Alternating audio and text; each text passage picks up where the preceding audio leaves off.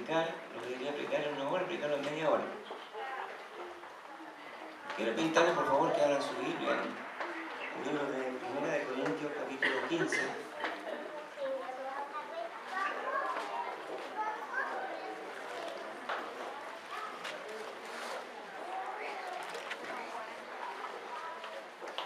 Primera Corintios capítulo 15.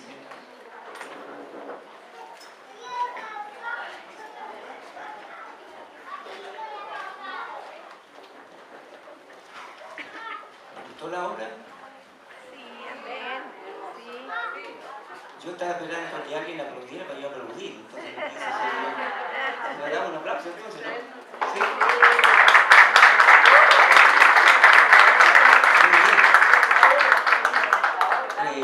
Era interesante, ¿no? Yo cuando era joven también hicimos una obra algo parecido, pero no con la modernidad de ahora, ¿no? ¿Cierto? Entonces, 1 Corintios 15,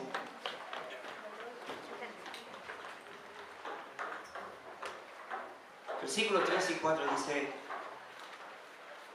porque primeramente os he enseñado lo que asimismo recibí, que Cristo murió por nuestros pecados conforme a las Escrituras, y que fue sepultado y que resucitó al tercer día conforme a las Escrituras.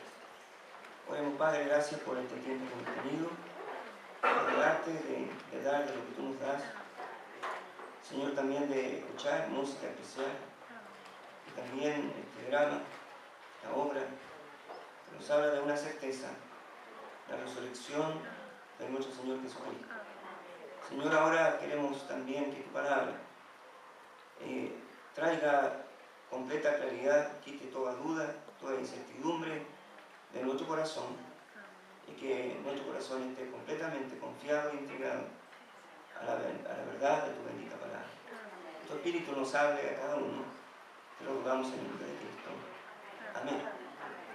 Estamos contentos de tener a nuestra hermana Anita con nosotros. Amén. Ella fue de paseo a operarse, porque así fue. Porque la operaron, vino y se demoró, y hasta aquí, y bueno, es el milagro de Dios nomás, si no encontramos otra explicación. La operaron, le hicieron una cirugía y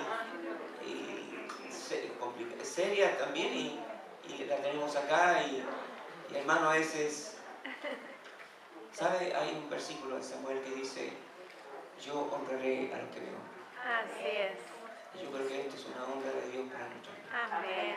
Amén. Así que damos gloria al Señor por el testimonio y lo que Cristo hace en la vida de nuestra hermana. 1 Corintios 15, 3 y 4. Pensamos por qué tuvo que morir. ¿Por qué Jesús tuvo que morir? Si claramente los juicios a los que él fue sometido fueron injustos, fueron ilegales, y más aún Pilato, siendo gobernador y juez, lo declaró, lo encontró inocente, libre de toda culpa, ¿por qué a pesar de todo eso él tuvo que morir? ¿Y por qué el porqué de la resurrección? Si sabemos que todos los fundadores de las religiones más grandes del mundo, sus restos son guardados y venerados por sus seguidores. Pero en cambio el fundador del cristianismo, Jesucristo,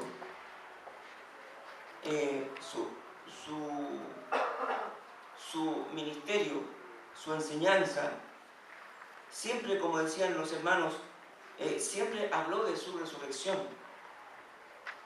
Y él daría la última señal a esos judíos incrédulos, la señal del profeta Jonás, mostrando con ello la certeza de su resurrección. ¿Pero por qué? ¿Por qué tuvo que morir? ¿Cuál es la razón de que él tuvo que venir y morir? Y la razón, como dice el apóstol Pablo, que Cristo murió, dice claramente, por nuestros pecados. La razón de por qué él tuvo que morir fue por el pecado, pero también por nuestros pecados. Porque no había otra manera de librar al hombre de la condenación eterna. Había una sentencia que pesaba sobre la humanidad, sobre la cabeza de la humanidad. muerte y condenación. Porque no había otra manera de expiar el pecado. No había otra manera de quitar el pecado del medio. No había otra manera de acabar con el pecado. No había otra manera de acabar con el poder y la presencia del pecado. No había otra manera. El pecado se había introducido en el mundo y no había otra manera de quitar el pecado del mundo. No había otra manera. La maldad del mal. No podemos comprender, hermano, la maldad del mal. O sea, yo creo que no logramos dimensionar lo que es el pecado. No podemos dimensionar la maldad del mal. No podemos comprender cómo esa madre entró a la pieza donde estaban sus dos hijos, Esteban y Pablo, los hermanos rojos, y con un martillo golpeó la cabeza de sus dos hijos,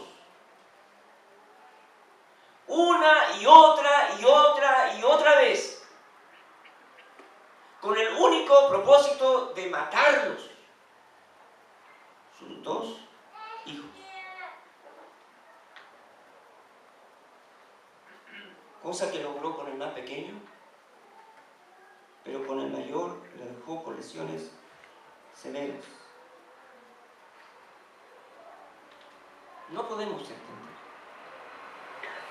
No podemos comprender qué puede transformar a una madre tierna, que podría dar sin duda la vida por sus hijos si fuera necesario. Y yo estoy cierto que así es. ¿Cómo podría una madre llegar a ese punto de convertirla en un monstruo para sus hijos? Hermano, ¿sabe qué es? La maldad del mal. La maldad del pecado. Y escuchamos una y otra vez en el mundo, especialmente en Estados Unidos, cómo jóvenes entran a una universidad, a una secundaria, con armas y matan a sus compañeros.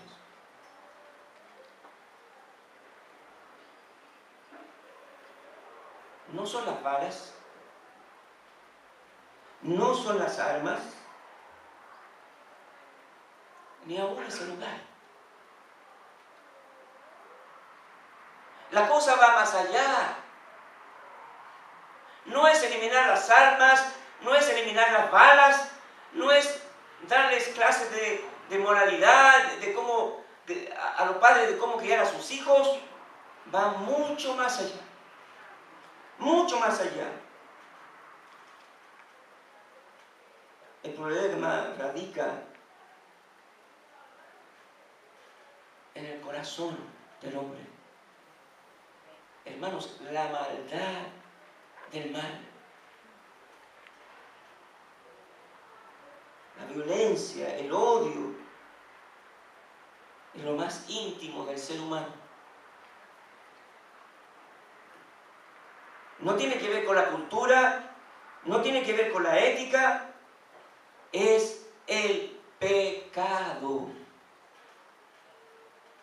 la maldad del mal. El pecado que mora en el corazón humano, que causa dolor, tristeza. ¿Cómo librarnos de él?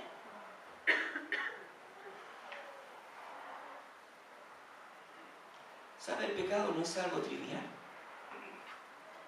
No es algo liviano. Lamentablemente nosotros trivializamos el pecado. Lo vemos como algo que no es tan serio. Hablamos de un error. Un error lo comete cualquiera, no es un dron. Hablamos de un desliz. Aquí tuvo un desliz. Eso es trivializar el pecado. Lo vemos como algo sin importancia, ¿sabe? Pero no es así. No es así porque un solo pecado trajo la desgracia y la condenación a toda la creación. Un solo pecado. No fue un homicidio, no fue un asesinato, no fue otra cosa, sino fue la desobediencia. Desobediencia. No es liviano, no es trivial. Hermanos, pensemos que la desobediencia trajo la ruina y la condenación al hombre por toda la eternidad. No es trivial el pecado. No es liviano el pecado. No es sin importancia el pecado. Trivializamos la mentira, el enojo, el rencor, el odio, la murmuración, el egoísmo, la mezquindad, la insensibilidad, la codicia, la avaricia, la envidia, el orgullo, la soberbia, la pornografía, el adulterio, la homosexualidad, el hurto, la hechicería, los juegos de azar, los asesinatos, borracheras, groserías, griterías, menosprecio, maltrato, vicios, materialismo, deshonestidad, hipocresía, celos, infidelidad. Pero todo lo vemos como liviano, sin entender las consecuencias eternas que nos traerá. ¿Sabe? Cuando tú y yo trivializamos el pecado, ¿sabe lo que estamos haciendo? En realidad estamos trivializando nuestra eternidad. Trivializando nuestra eternidad. Que no nos importa a dónde vamos a ir.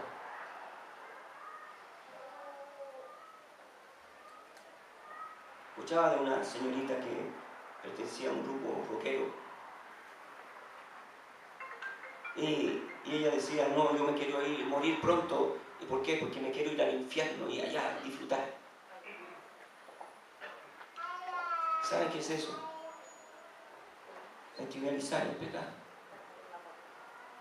El motivo de la muerte de Jesucristo fue uno solo, fue una muerte expiatoria. Allí en el huerto de Edén el hombre quebrantó la orden de Dios y con ello trajo la maldición, la condenación y la separación eterna de Dios.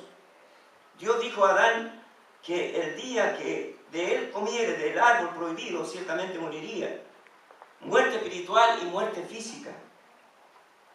Y ese mismo día Dios prometió un redentor, alguien que podría rescatar, comprar de nuevo a aquel que se había hecho esclavo de otro, del pecado. En Juan capítulo 8, versículo 34. Juan 8, 34 dice así. Jesús le respondió, de cierto os digo, que todo aquel que hace pecado, esclavo es del pecado. Desde ese día el hombre se hizo esclavo del pecado y la única posibilidad que tenía para poder ser rescatado de esa condición era que otro igual a él, con excepción de ser libre del pecado, con la excepción de ser espiritualmente puro y santo, de no ser pecador, pudiera pagar el delito que éste cometió. Un sustituto, un reemplazante, uno en lugar de. pero se requería que este posible sustituto, este vicario, fuera sin pecado, recto, santo, quien pudiera cumplir completamente las demandas divinas de justicia y santidad perfecta. Alguien así no había. No había. No había nadie en este mundo así. Y por eso cuando Juan está en el cielo viendo el libro, y dice Juan que no se encontró a nadie digno de abrir el libro. Y dice la palabra que Juan lloraba. Lloraba. Hasta que alguien le dijo, no llores. Hay uno digno de abrir el libro. Y ese, hermanos, es Jesucristo. Jesucristo, el Hijo de Dios, Dios mismo, el Emmanuel, el Dios con nosotros. Él traspasó los cielos y humanó, vivió santamente, Él venció el pecado. Dice Pedro que no se halló maldad ni engaño en su boca. Hermano, gloria a Dios por el Redentor que tenemos. El único Salvador, el único sustituto, el único que efectivamente podría tomar tu lugar y mi lugar. Esa fue la razón de su muerte. Murió en lugar de él. Murió por las culpas de otros, los delitos y pecados de otros, porque era necesario que así fuera. Dios demandaba que el pecado fuese castigado. ¿Por qué Dios no pasó por alto eso? ¿Por qué no lo pasó por alto? Como a veces nosotros lo hacemos, o los padres lo hicieron con nosotros lo hacemos con nuestros hijos. Esta te la perdono, ¿sí? Y bueno, a veces la una, la dos y la tres, la cuatro, la 10, ¿no? Pero esta te la perdono, la próxima no. ¿Por qué Dios no hizo eso? Porque Dios es santo y justo. Y el pecado debía ser castigado. El pecado debía ser castigado. La mano de la justicia de Dios se descargó sobre la vida de su Hijo y tuvo que beber la copa amarga del pecado y del castigo por el pecado. Separación de Dios y muerte. Esa fue la razón de por qué Él tuvo que morir. No solamente llevar nuestros pecados, sino también recibir el castigo de nuestros pecados. ¿Sabe? Él tuvo que ser separado de Dios su Padre. Eso es, la paga del pecado es muerte, separación de Dios. El Hijo de Dios llevó sobre sí nuestros pecados, cargó nuestros pecados. La mano justa de Dios y la ira de Dios se descargó sobre su propio Hijo, sobre el Cordero inocente. Pero no solamente eso, sino que también hubo separación. Por eso Jesús preguntaba, Dios mío, ¿por qué me has desamparado? ¿Por qué me has dejado solo? La eterna comunión del Cristo y su Padre fue rota. El pecado no es trivial. El pecado es serio. Muy serio. Al punto que Dios no detuvo su mano de justicia sobre su propio Hijo. Abraham se le mandó detener su mano sobre su hijo, porque había un cordero sustituto en lugar de su hijo. Pero Dios no detuvo su mano. sobre la vida de su propio Hijo. Porque el pecado no es trivial. Él murió solo para qué? Para que tú pudieras vivir. Amén. Él murió para que tú pudieras vivir. Él derramó su vida para que tú pudieras vivir. Hermano, un pecado, un solo pecado, hizo que Dios prometiera un redentor. Un solo pecado hizo que el Cristo se ofreciera. He aquí, se dispuso para venir a ocupar nuestro lugar por un solo pecado. No es trivial,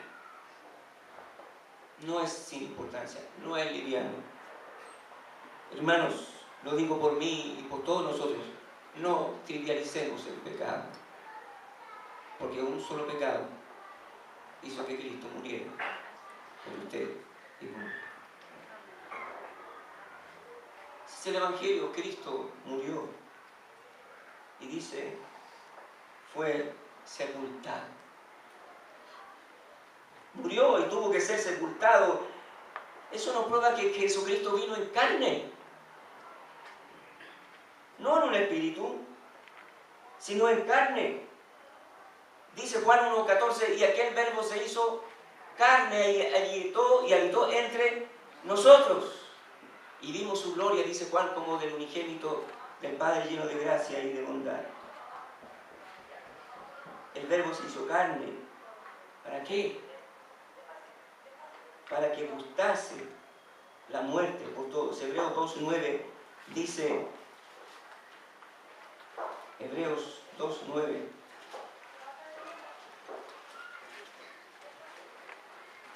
pero vemos a aquel que fue hecho un poco menor que los ángeles, a Jesús, coronado de gloria y de honra, a causa del padecimiento de la muerte, para que por la gracia de Dios gustase la muerte por todos. Para que gustase la muerte por todos. Esta es una expresión semítica que expresa gráficamente la amargura del cáliz, la amargura de la copa que él tuvo que beber. Cuando estaba en el Getsemaní, con gran agonía y angustia, él oró y dijo, Padre, si es posible, pase de mí. ¿Qué dijo? Esta copa. Era la copa amarga. ¿Sabe? Él nunca pecó. No podemos entender eso. No lo podemos asimilar. No lo podemos asimilar porque uno se da cuenta, ¿no? En los hijos y hasta en los nietos. Y de repente hacen cosas que... un día mi nietecito estaba rompiendo una florcita. Le estoy echando el agua. Rompiendo una florcita. La mamá lo reta. Y yo estaba al lado de él y me mira. Y me hace una sonrisa. Como para ablandarme el corazón. Y yo pensé, tiene 2 años. ¿Quién le enseñó? ¿Quién le enseñó a hacer eso? Nadie. Pero sabe Jesús.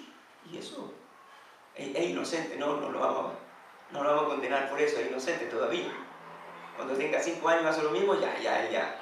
Él se da cuenta de lo que está haciendo, es responsable. Pero ahora no. Así que le permitimos todas las cosas, que es inocente. ¿Ah? Así que hay que permitirle nomás. Siempre que los papás no se enteren. ¿Ah? Porque para eso estamos los abuelos, ¿no es cierto? Abuelos. Amén. Pecadores, no. Pero ¿sabe? Cristo nunca hizo pecado. No puedes comprender. Y es por eso, hermano, por eso él dijo, Dios, si es posible, pase de mí esta copa. Si es posible no beber, hermano, el sufrimiento de la cruz, la crucifixión y todo eso es, no quiero decir que es irrelevante, pero ¿sabes lo que Cristo estaba diciendo? No era el sufrimiento del cuerpo, era beber el pecado, la miseria, la perversión, las bajezas suyas, mías, toda la maldad, la corrupción del corazón. Esa era la copa amarga que él pedía no beber y como resultado separarse de su padre, con quien tenía una íntima y maravillosa comunión. Y él tuvo que beber, y no solo bebió y recibió sobre sí mismo toda nuestra miseria y todos nuestros pecados, sino también el castigo de ellos, la muerte espiritual, separación de Dios.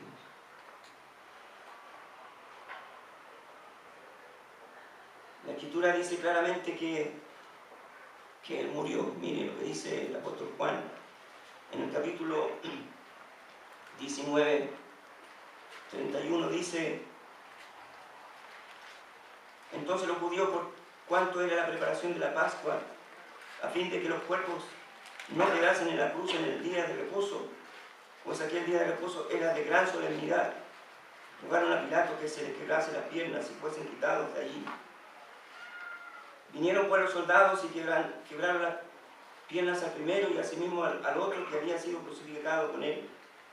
Mas cuando llegaron a Jesús, como le vieron ya muerto, no le quebraron las piernas, pero uno de los soldados le abrió el costado con una lanza y al instante salió sangre y agua, como le vieron ya muerto. Él murió, su cuerpo fue bajado, envuelto en un sudario y depositado en aquella cueva y dejado allí.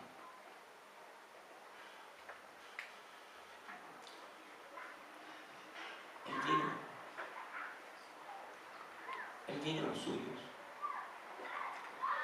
y los suyos lo crucificaron. Él lloraba sobre su pueblo y decía: Jerusalén, Jerusalén, ¿cuántas veces quise juntarte a ti como la gallina junta sus polluelos y no quisiste? Jesús era el regalo de Dios de salvación para su pueblo. Pero el pueblo tomó a su hijo, lo crucificó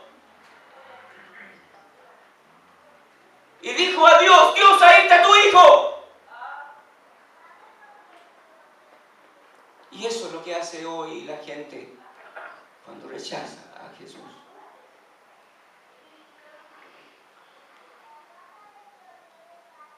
Murió.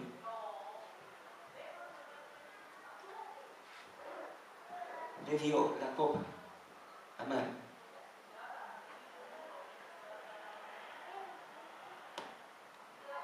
Pero ¿sabe? Él resucitó. Amén. Amén. Amén. Él pagó el precio. Surgieron y surgen teorías para desacreditar lo que la Escritura dice en cuanto a su muerte. Que hay una teoría que habla de la teoría del desmayo, que que Jesús en realidad no murió, sino que se desmayó. Y después que lo pusieron ahí en la tumba, pasaron algunos días y él se despertó del desmayo y se fue para su casa y habló con algunos. Entonces ellos hablan de esa teoría del desmayo.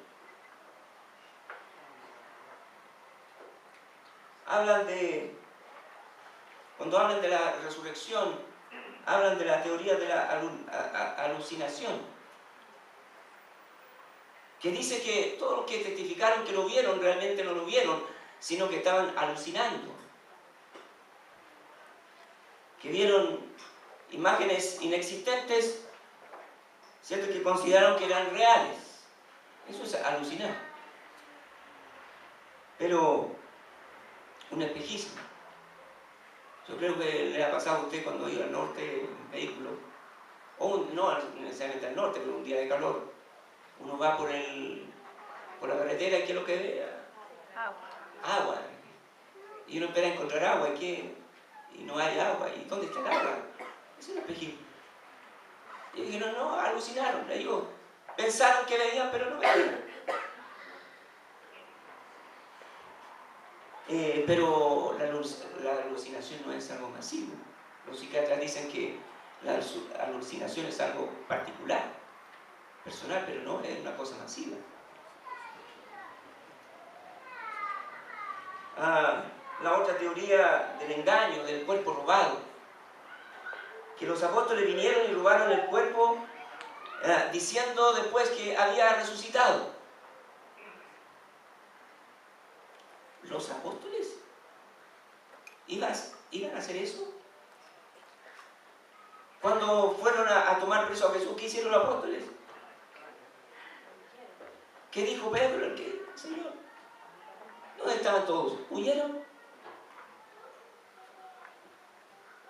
Y estos hombres miedosos y temerosos que estaban escondidos por miedo a los soldados, se escondieron y que después de que Jesús murió, se envalentonaron y cobraron coraje para ir y robar el cuerpo y enfrentarse a los soldados.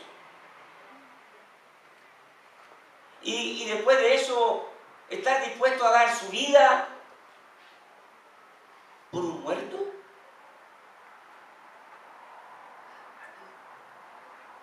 No, hermanos.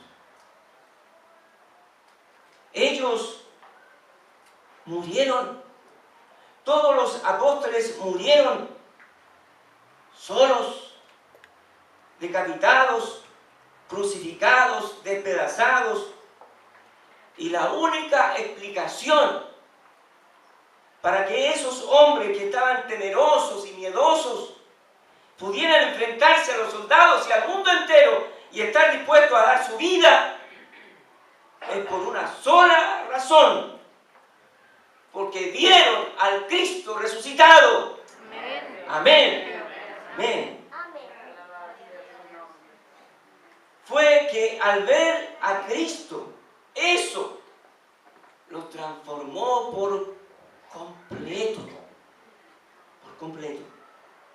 Y estaban listos para dar y ofrendar sus vidas por el Evangelio de Jesucristo. La resurrección de Cristo demuestra una cosa, o muchas cosas: que Él venció al diablo, al mundo, al pecado, la muerte, y especialmente, hermanos, restituye la relación del hombre con Dios.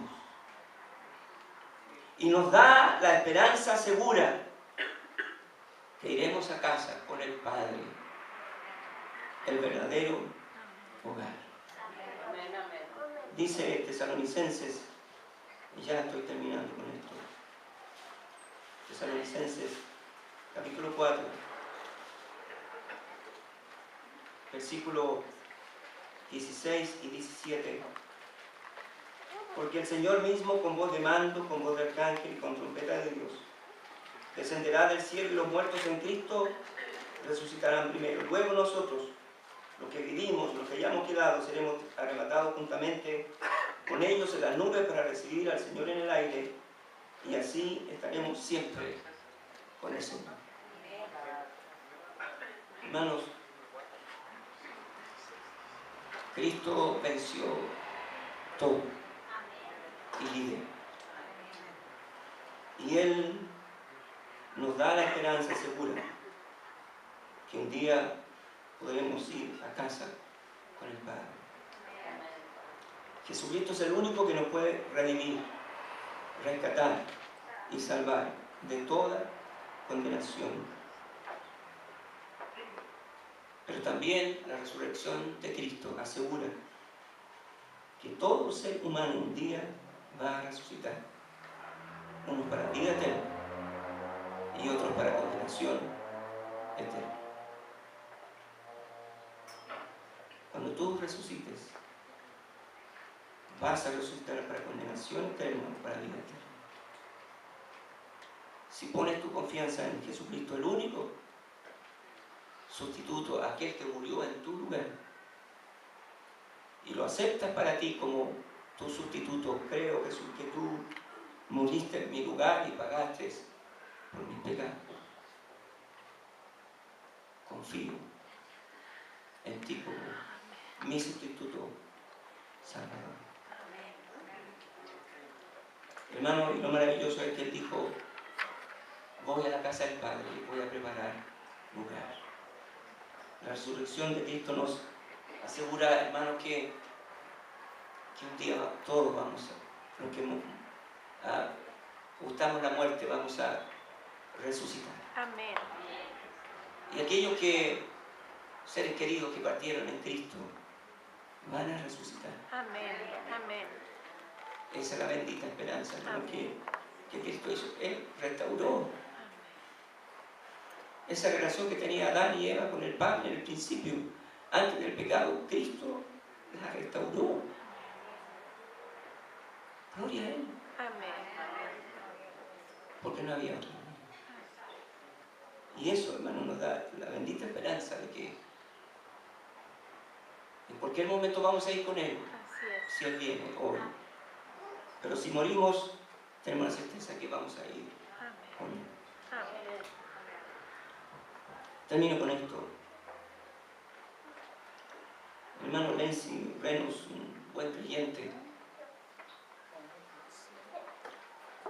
a sus 63 años se le detectó una enfermedad catastrófica, cáncer. Tenía su esposa, sus 4 hijas, y su enfermedad fue rápida. La verdad que ese cáncer fue fulminante. Duró 4 meses. Desde que se detectó su enfermedad duró 4 meses. El día que él partió con el Señor, ese día estaba muy silencioso, no hablaba nada del Señor. Y en ese cuarto estaba su esposa y estaban sus hijas.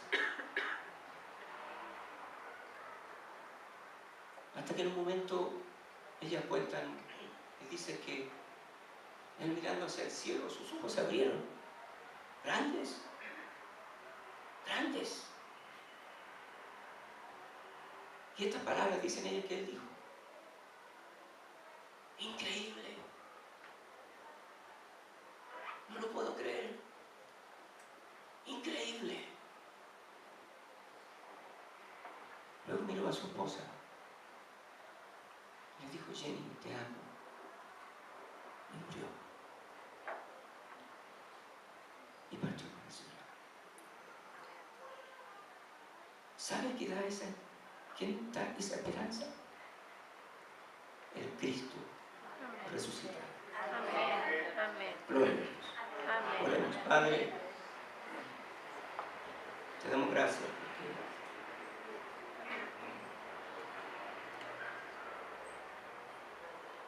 nos amaste de tal manera que diste una preciado que tú tenías a tu Hijo a morir en nuestro lugar y pagar todos nuestros delitos, todos nuestros pecados. Gracias por Él, gracias por Cristo, porque Él se compadeció, porque Él nos amó y ofreció su vida para morir en nuestro lugar. Pero gracias, Señor, porque Él venció todo y vive por los siglos de los siglos. Amén. Amén. Gracias por que solo por medio de Él hemos alcanzado salvación, por tu gracia y por su obra redentora. Yo quiero preguntarle a usted, si usted ahora muriera, ¿tiene usted la certeza de que iría a vida eterna? Y si quizás usted no tiene esa seguridad, yo le invito hoy a que acepte en su vida, crea en Cristo, aquel que murió por usted, para pagar sus deudas y pagar sus delitos y pagar sus pecados. Solo debe creer en lo que Él hizo. No hay otra manera. Entonces yo le invito ahí donde usted está, ore así. Dios, me arrepiento de mis pecados. Creo en Jesucristo como mi sustituto salvador, como aquel que murió en mi lugar. Y hoy le recibo por fe en mi corazón como mi suficiente salvador. Si alguien hizo esta oración así mientras todos estamos orando, si alguien hizo esta oración en su corazón, levante su mano, yo quiero orar por usted. ¿Alguien que nunca había hecho esto? Amén. ¿Alguien más? ¿Alguien más? Amén. ¿Alguien más? Padre Celestial, gracias. Porque,